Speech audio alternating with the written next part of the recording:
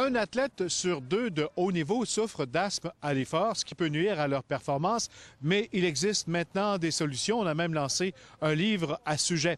Valérie Chouinard nous présente quelques-uns de ces athlètes qui souffrent d'asthme à l'effort.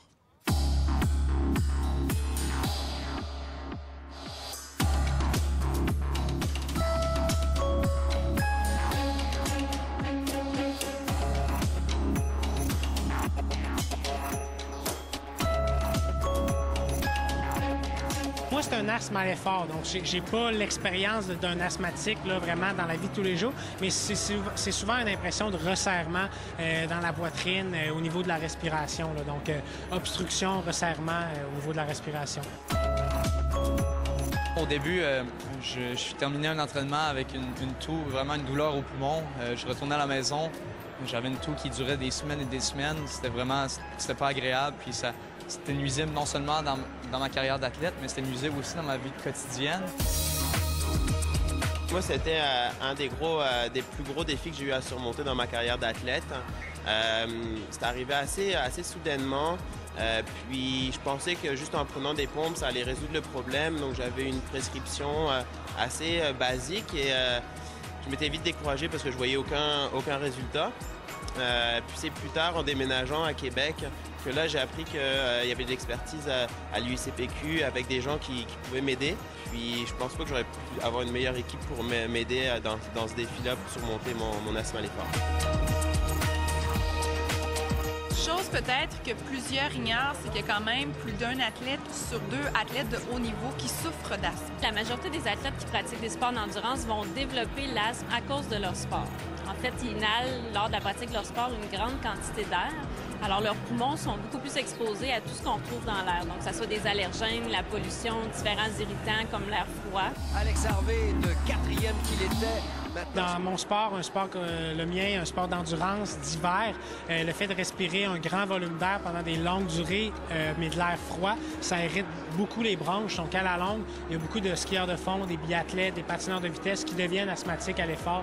Donc, c'est quelque chose de relativement commun dans mon sport. Puis, une fois qu'on est bien traité, bien pris en charge, on peut continuer notre carrière sans problème. Moi, il y avait des conditions qui intensifiaient mon asthme. Il fallait que j'adapte l'entraînement en conséquence. Donc, par exemple, quand il faisait froid, c'est certain que je ne pouvais pas faire d'entraînement par intervalle à l'extérieur. Les climats secs aussi, quand je partais en entraînement en Arizona, par exemple, là encore, je devais ajuster l'entraînement. L'asthme chez l'athlète, vous venez de sortir le livre au même titre. Qu'est-ce qu'on retrouve dans ces pages-là? C'est vraiment un livre pour le patient. En fait, on leur explique c'est quoi l'asthme, pourquoi les athlètes développent plus d'asthme que la population générale. Comment on fait le diagnostic d'asthme, donc c'est quoi les examens, les évaluations. On explique aussi les résultats de ces examens-là, qu'est-ce que ça veut dire. On va leur parler bien sûr du traitement. Oui, il y a le traitement avec les médicaments, mais il y a aussi le traitement par l'assainissement de l'environnement, par exemple. Donc, on va expliquer aussi la médication, comment on prend la médication, toute la façon de la prendre, puis aussi les règles antidopage, parce que bien sûr, il faut tenir compte de ça. La prise en charge avec l'UICPQ, ça a permis de diminuer surtout les effets après les compétitions, après les efforts intenses, beaucoup de toux, beaucoup de silement.